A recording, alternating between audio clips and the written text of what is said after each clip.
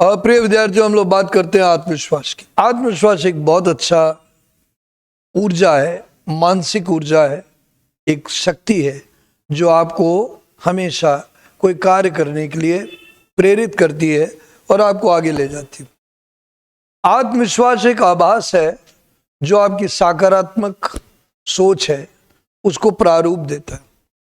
तो आत्मविश्वास आता है आपके कई पहलू से। एक तो अगर आप आत्मविश्वास से परिपूर्ण हैं तो आप चेहरे में बहुत शांत और स्वस्थ दिखेंगे।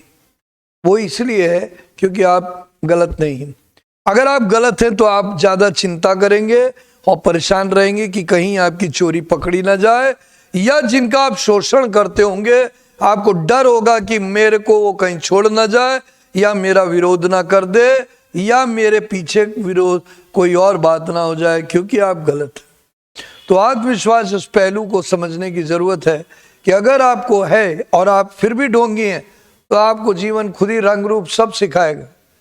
पर अगर आप गलती करते हैं तो इसीलिए लोग कहते हैं कि अगर गलती करो स्वीकार लो, तो ये अच्छा पहलू है क्योंकि सीख की तरफ बढ़ोगे।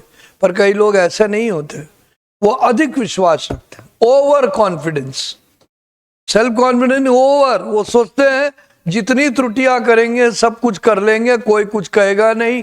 ऐसा नहीं है, ऐसा बिल्कुल नहीं है। आप जो बोएंगे उसका पेड़ जरूर निकलेगा, उसका फल आप जरूर काटेंगे।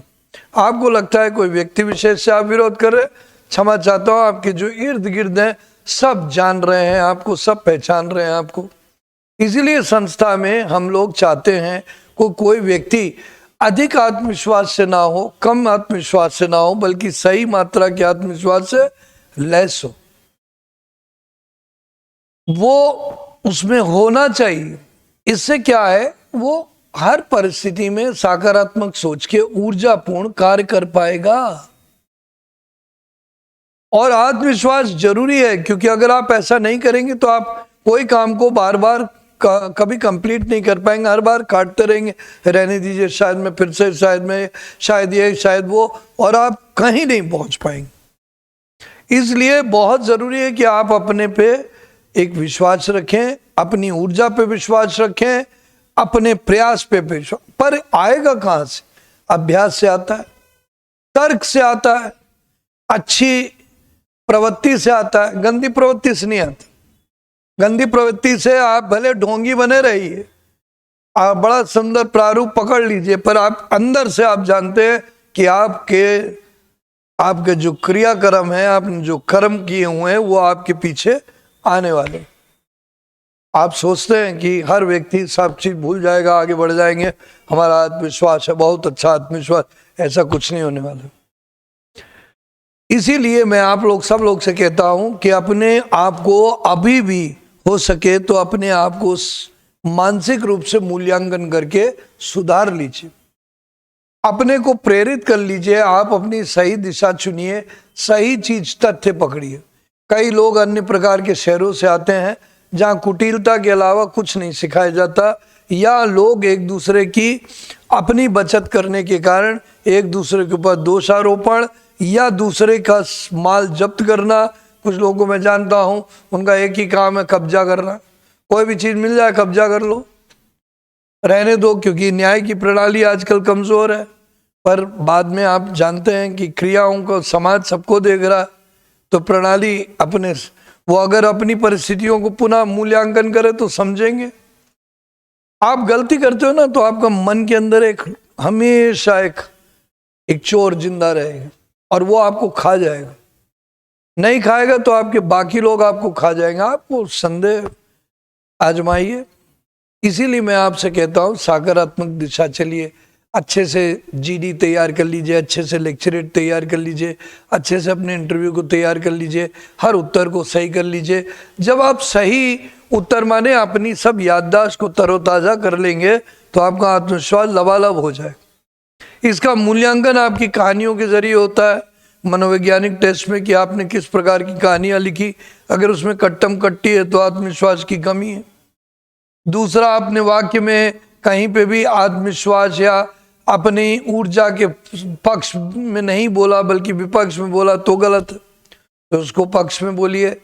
कई प्रकार की परिस्थितियां दी जाती हैं एसआरटी टेस्ट में, आपने उसमें दिखाया कि वो आगे बढ़ा, उसने ये किया वो किया, इसका मतलब जो आप सही लॉजिकल तार्किक शक्ति से कर रहे हैं वो अच्छी बात है।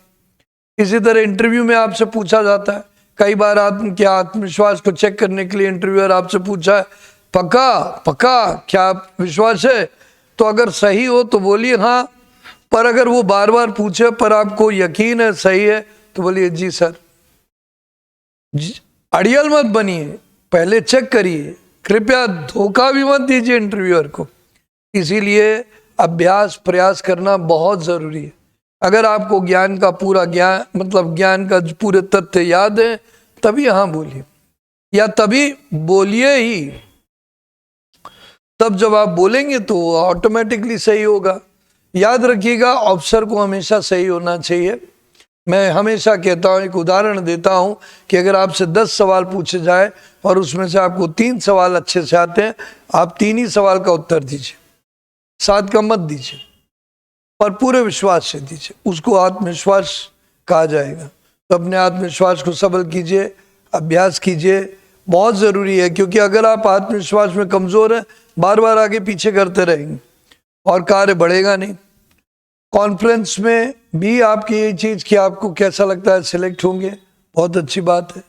इंटरव्यू में आपके आत्मविश्वास को चेक किया जाता है कि आप क्या कह रहे हैं। तो इस प्रकार से आपके आत्मविश्वास को कई जगह चेक किया जाता है और स्पष्ट किया जाता है।